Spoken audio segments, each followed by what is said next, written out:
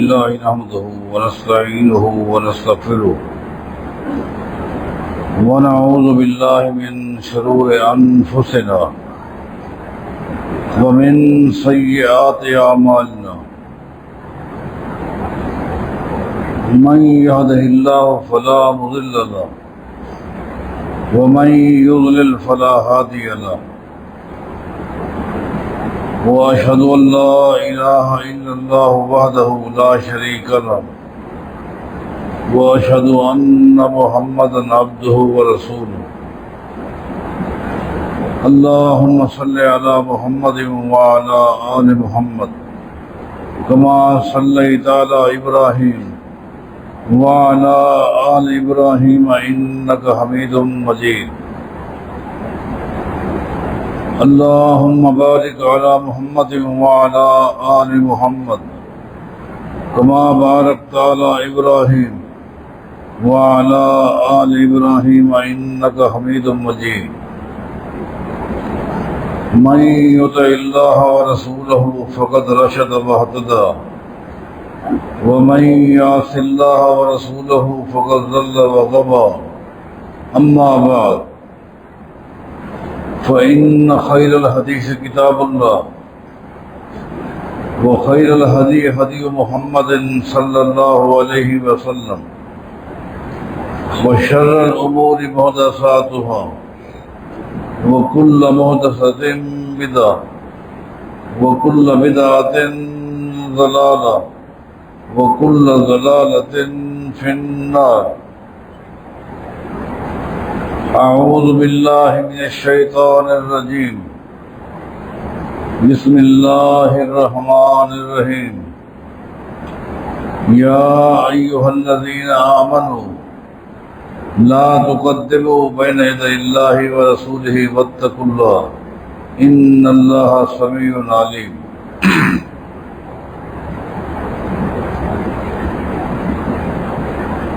نمازوں کے اوقات اسی طرح با جماعت نماز پڑھنے کی اہمیت و فضیلت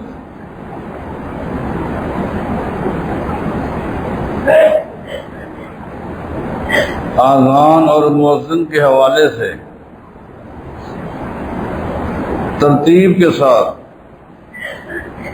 ایک تفصیلی گفتگو ہو چکی ہے۔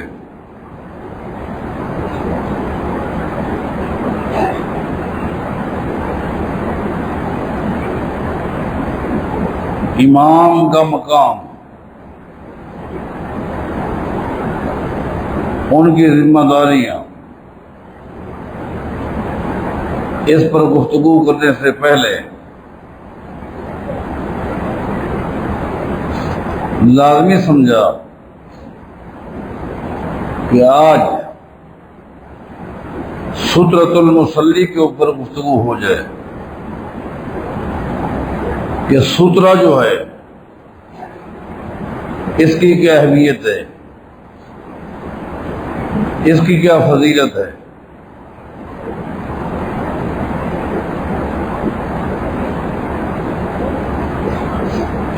اصل میں ہمارے پاس دوستوں کو سترے کے حوالے سے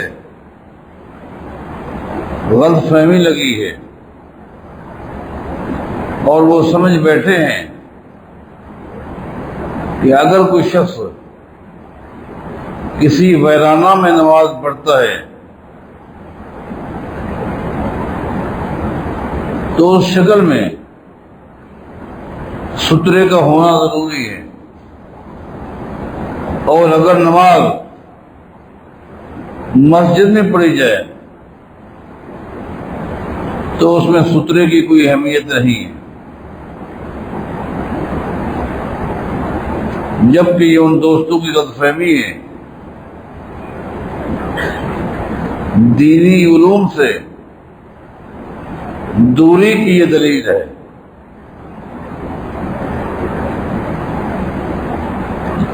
چند احادیث جو ہمارے پاس دوست پیش کرتے ہیں وہ میں آپ کو سنا دیتا ہوں۔ ان احادیث کو سامنے رکھ کر وہ دوست کیا کہتے ہیں وہ بھی آپ کو بتا دیتا ہوں۔ نبی علیہ الصلوۃ والسلام کی حدیث ہے، لو یعلم المار بین یدای المصلی، اگر کسی نمازی کے آگے سے گزرنے والے کو علم ہو جائے، پتہ چل جائے ماذا علیہ ہے کہ نمازی کے آگے سے گزرنے سے مجھے کتنا گناہ ملے گا،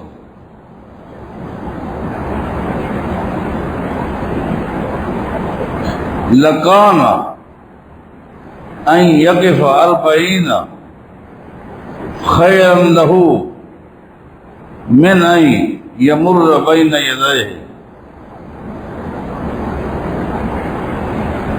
یہ الفاظ صحیح بخاری میں ہیں اور بعض روایات میں صراحت ہے کہ اگر کسی شخص کو علم ہو جائے کہ نمازی کے آگے سے گزرنے کا کتنا گناہ ہے، تو اس نمازی کو 40 سال تک اگر رکنا پڑے رکا رہے، نمازی کے آگے سے نہیں گزرے گا۔ 40 سال در حقیقت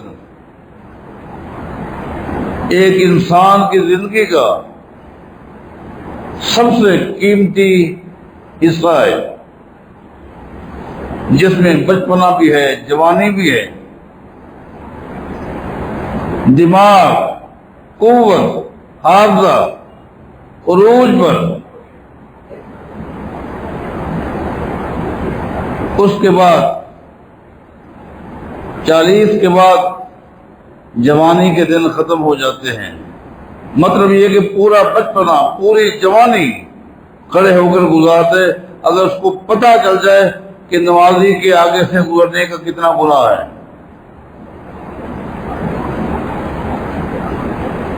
اسی طرح ایک حدیث جس کے راوی عبداللہ بن عمر ہیں رضی اللہ عنہما، فرماتے ہیں کہ نبی علیہ الصلوۃ والسلام نے ادھر مجھے فرمایا، لا تصلی الا الی سترۃ، عبداللہ سترہ کے بغیر کوئی نماز نہیں پڑھنی، لا تصلی الا الی سترہ، جب بھی نماز پڑھنی ہے تیرے آگے سترہ ہونا چاہیے۔ اور ایک اور حدیث میں نبی علیہ السلام فرماتے ہیں، لا یصلی احدکم الا ان یستتر وفی روایت فلیستتر، کہ جب بھی کوئی نمازی نماز پڑھے اس کے آگے سترہ ہونا چاہیے۔ اس طرح کی احادیث ہیں، ان احادیث کو پیش کیا جاتا ہے اور یہ کہا جاتا ہے کہ دیکھیں ان احادیث میں سے کسی حدیث میں مسجد کا ذکر نہیں ہے، کسی ایک حدیث میں بھی مسجد کا ذکر نہیں ہے۔ تو اس کا مطلب انہوں نے کہا یہ ہے، اگر کوئی شخص بحرانے میں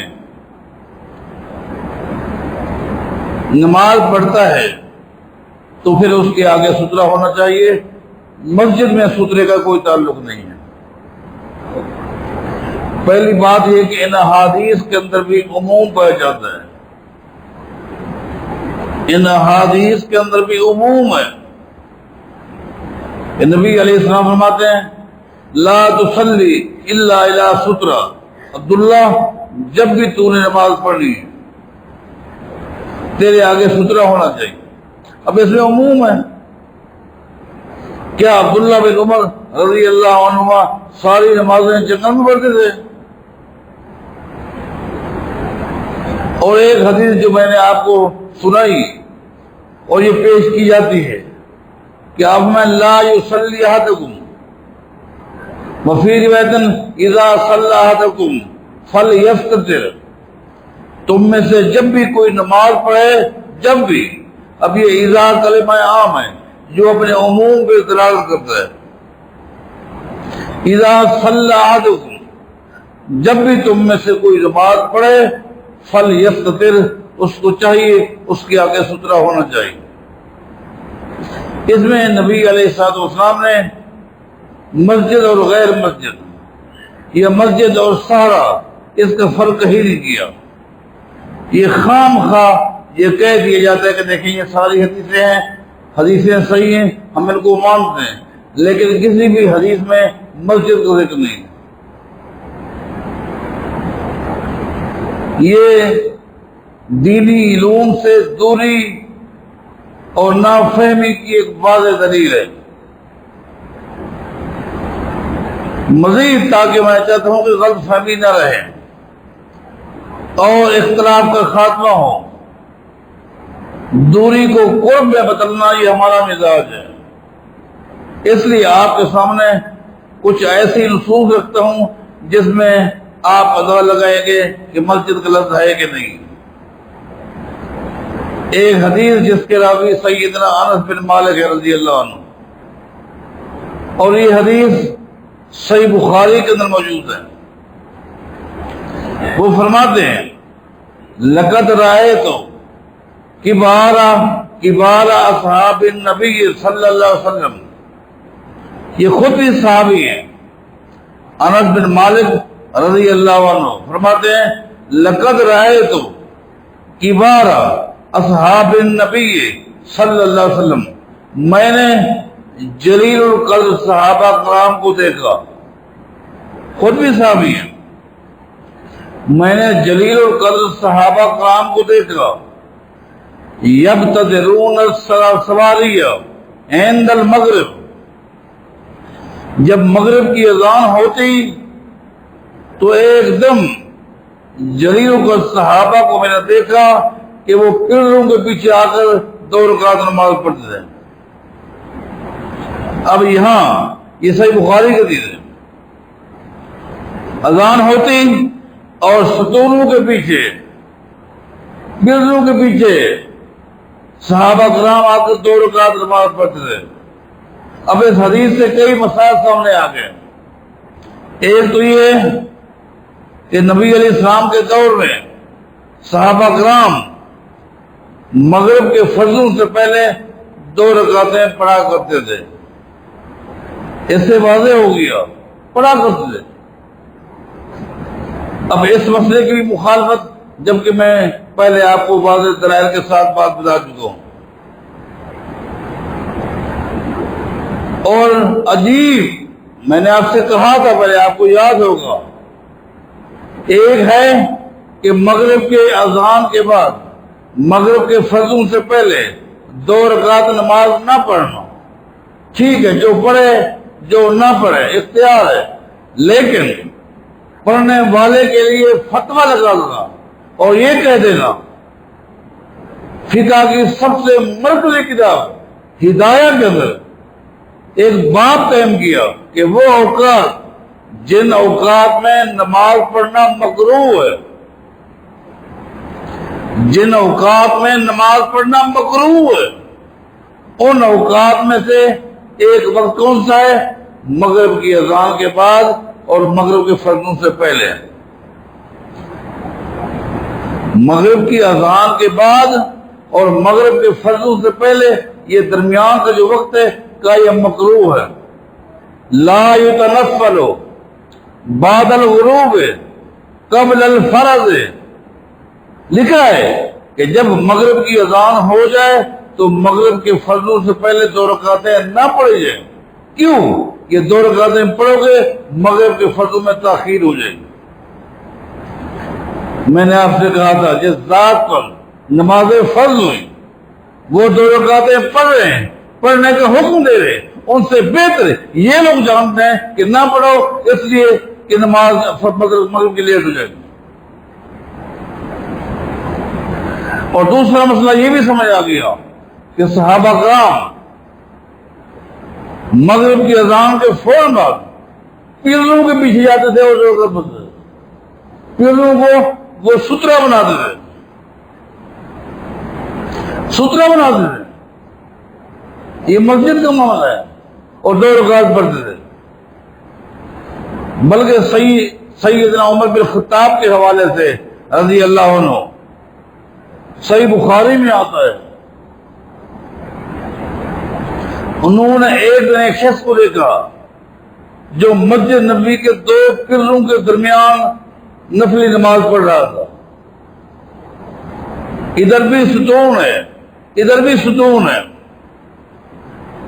درمیان میں وہ شخص نماز پڑھ رہا تھا اور اس کے آگے کوئی سترا نہیں تھا۔ تو صحیح بخاری میں آتا ہے کہ سیدنا عمر نے کیا کیا رضی اللہ عنہ، ادناہ الی ساریۃ، ادناہ الی ساریۃ، اس شخص کو لیا اور ایک پلر کے پیچھے لے گئے اور کہا صلی الیہا، اب اس کے پیچھے نماز پڑھو۔ اب آپ نے کیا سمجھا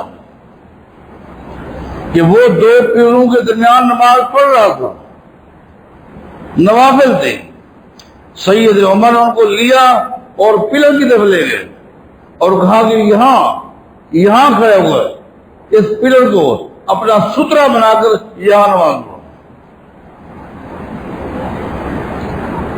بلکہ صحیح بخاری کی ایک اور حدیث ہے کہ جمعہ کا دن تھا، جمعہ کا دن تھا، اور میں آپ کو بتا دوں کہ جمعہ کے دن، جمعہ کے خطبے سے پہلے آنے والا جتنی رکعتیں پڑھنا چاہے اس کے لیے اجازت ہے، ما کتب لہ ما قدر لہ، یہ حدیث کے الفاظ ہیں کہ جو شخص بھی جمعہ کے دن آئے، جتنا جلدی ہے آئے اور خوب نوافل پڑھے، 2 4 6 8 10 12 14 16 18 جب تک چاہے نوافل پڑھتا رہے۔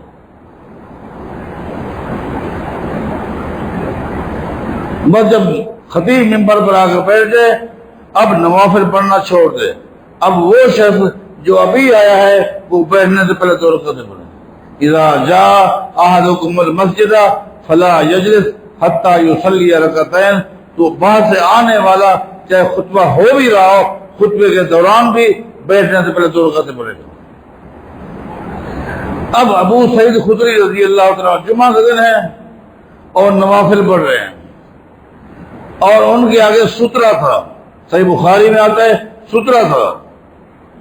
فَأَرَادَ شَابٌ مِّن بَنِي ابی معیق، ابو معیق ایک قبیلہ ہے، اس قبیلے کا ایک نوجوان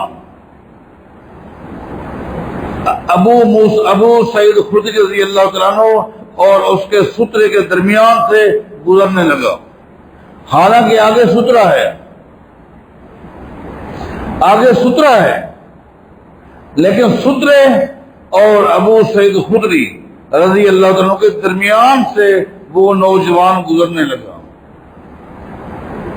جب درمیان سے گزرنے لگا تو ابو سعید خدری رضی اللہ تعالیٰ نے اس کو ہاتھ کے ساتھ روکنا چاہا، وہ نوجوان پیچھے ہٹ گیا۔ ابو سعید خدری رضی اللہ تعالیٰ نماز پڑھ رہے تھے، ہو سکتا ہے کوئی اور راستہ نہ ہو، اس نوجوان نے دوبارہ گزرنے کو ہے کی، تو صحیح بخاری میں آتا ہے جب نوجوان نے دوبارہ گزرنے کی کوشش کی تو ابو سعید خدری رضی اللہ تعالیٰ نے پہلے سے زیادہ قوت کے ساتھ، طاقت کے ساتھ مزاحمت کی، اس کو منع کر دیا۔ اس نوجوان کو یہ بات بڑی بری لگی،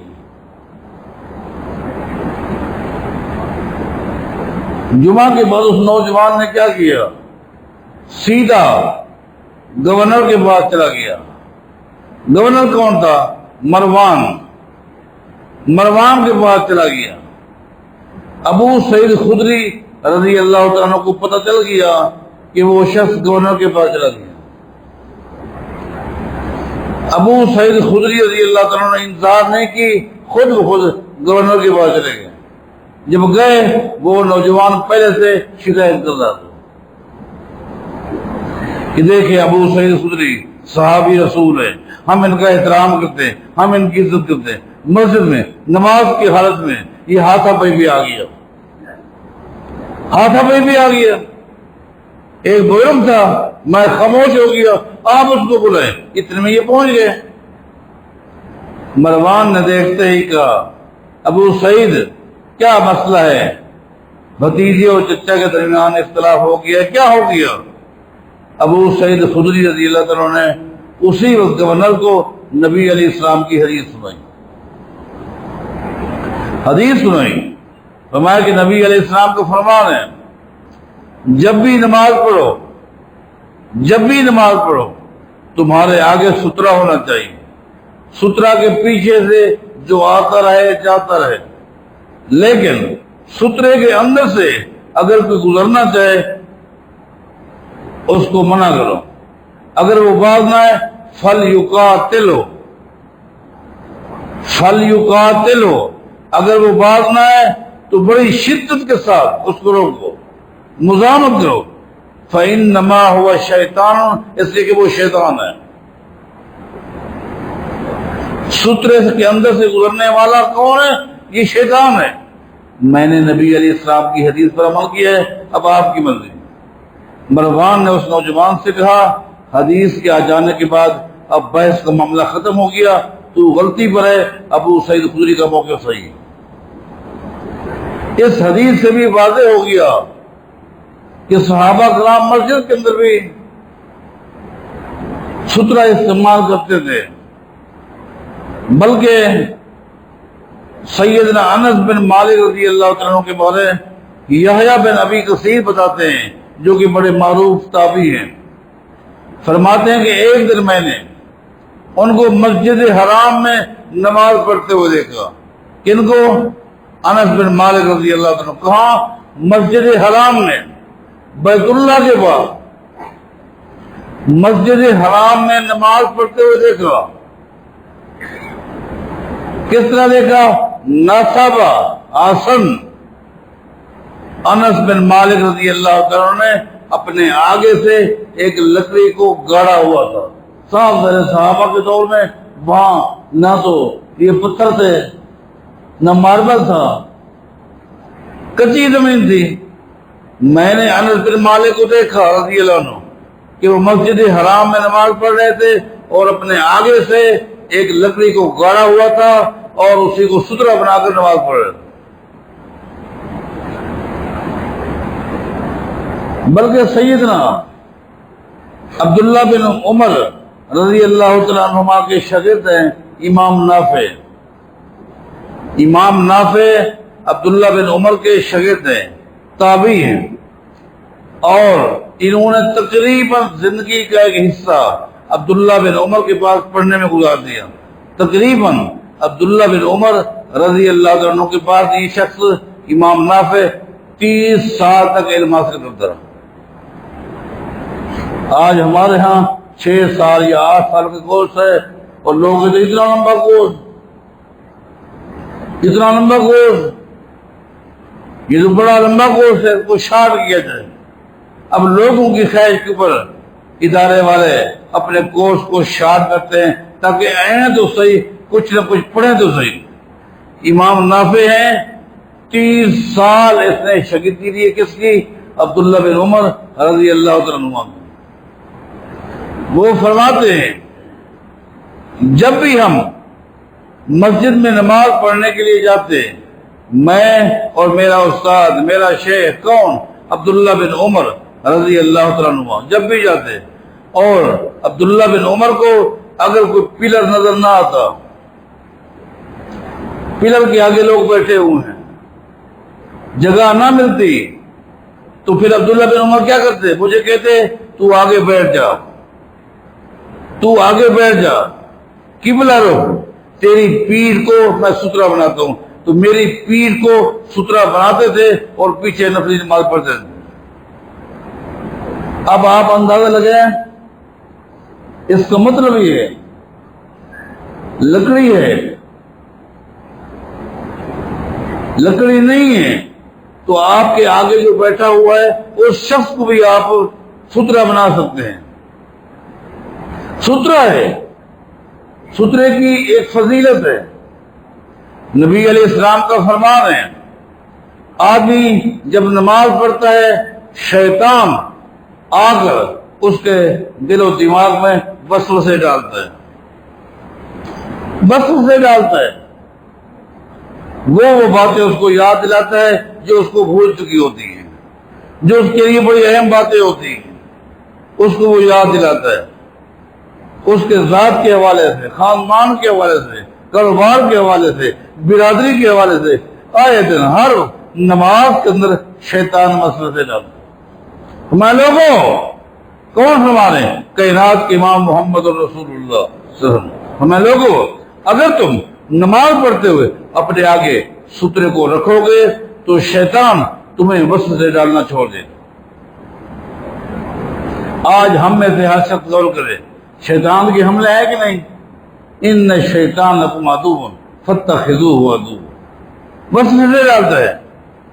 ان شیطان یجری مجری الدم، نبی علیہ السلام فرماتے لوگوں جس طرح ایک انسان کے جسم میں خون چلتا ہے اسی طرح انسان کی رگوں میں یہ شیطان بھی چلتا رہتا ہے، وسوسے ڈالتا ہے. جب تم سترے کو آگے لاؤ گے اس سے کیا ہوگا؟ اس کا سب سے بڑا مرکزی فائدہ یہ ہوگا کہ شیطان آ کر تم پر حملے کرنا، وسوسے ڈالنا اور تمہارے نماز کے اندر جو خشوع ہے، خضوع ہے، اس کو ختم کرنا یہ چھوڑ دے گا. یہ کتنا بڑا فائدہ ہے حضرات. اگر تھوڑا سا ہم غور کریں تو آج اس وقت سترے کا استعمال بہت آسان ہے. اب آپ نے میری باتوں پر غور کرنا ہے. دلائل کے ساتھ یہ بات تو واضح ہو چکی کہ سترے کی ایک اہمیت ہے، چاہے آدمی جنگل میں نماز پڑھے، ویرانے میں نماز پڑھے، چاہے وہ مسجد میں نماز پڑھے، اس کی حیثیت ہے. اب اس پر عمل کرنا میں سمجھتا ہوں کہ بہت آسان ہے. کچھ لوگ اللہ کی توفیق سے، اللہ کی رحمت سے، اللہ کے فضل سے بہت جلدی مسجد میں آ جاتے ہیں. جو جلدی آ جاتے ہیں ان کو چاہیے کہ وہ آ کر پہلی صف میں بیٹھ جائیں. جب پہلی صف میں آ کر بیٹھیں گے اس کے کئی برکات ہیں. ایک تو یہ ان کے آگے جو دیوار ہے وہ ان کا سترا ہے. پہلی صف کے آگے جو دیوار ہے یہ پہلی صف والوں کے سترا ہے. ان کو سترا مل گیا، سترا کی برکات ان کو مل گئی. سترا کے جو فوائد میں نے بتایا وہ ان کو حاصل ہو گئے. دوسرا کیا ہے؟ صف بندی بھی ہو گئی. اور پہلی صف میں جو آنے کی فضیلت ہے نبی علیہ السلام فرماتے ہیں سب سے زیادہ اللہ کے فرشتے جو ہیں دعائیں کرتے ہیں.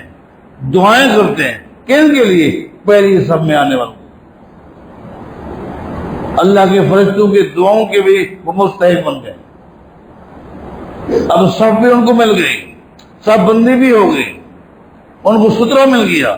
اب ان کے بعد جو آئیں گے وہ پچھلی صف میں بیٹھ جائیں گے. جو پچھلی صف میں بیٹھے ہوئے ہیں اب اگلی صف کے جو لوگ ہیں وہ ان کے لیے سترا ہیں، وہ ان کے لیے سترا ہیں. لیکن یہاں معاملہ کچھ اور ہے. ہم نے بہت ساری مساجد کے حوالے سے سنا ہے کہ لوگ اپنے ساتھی کو اپنا رومال دے دیتے ہیں، اپنا مسواک دے دیتے ہیں، اپنی گھڑی دے دیتے ہیں. بھائی تو مسجد جا رہا ہے، ٹھیک ہے یہ میرا رومال بھی رکھ دینا. اب اس کی بکنگ ہو گئی. آئے گا کب؟ سب سے آخر میں آئے گا. کس طرح آئے گا؟ وہ لوگوں کو پھلانگتا ہوا آئے گا، حدیث کی مخالفت کرتے ہوئے آئے گا. اگلی سب میں آئے گا. کیوں؟ اس کا رومال پہلے آ چکا ہے، اس کا مسواک پہلے آ چکا ہے، اس کا قلم پہلے آ چکا ہے. آئے گا آخر میں اور آ کر بیٹھے گا. یہ زیادتی، کئی اس نے زیادتیاں کی، کئی لیٹ آیا اور وہ تاثر یہ دے رہا ہے کہ میں بہت پہلے آیا ہوں. تاثر یہ دے رہا ہے میں بہت پہلے آیا ہوں، سب سے پہلے آیا ہوں، امام کے پیچھے بیٹھوں گا، پہلی سب میں بیٹھوں گا. یہ تاثر دے رہے، یہ تاثر جھوٹ ہے۔